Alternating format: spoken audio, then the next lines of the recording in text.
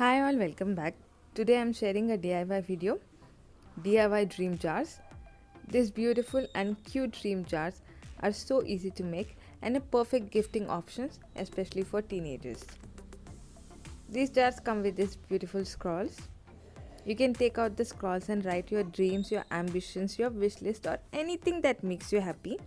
And whenever you feel low, take out the scrolls and read out. Feel good about yourself. So let's start making.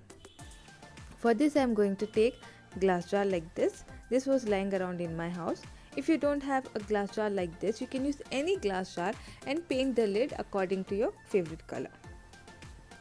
Now I am going to take a black colored paper and I am going to cut few pieces of paper like this.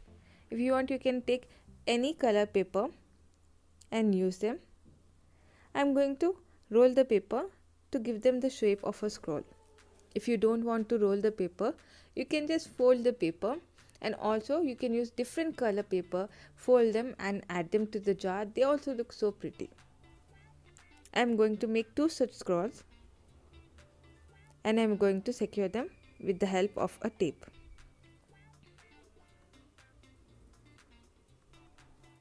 Now I am also going to add few pieces of glitter cloth that I had with me.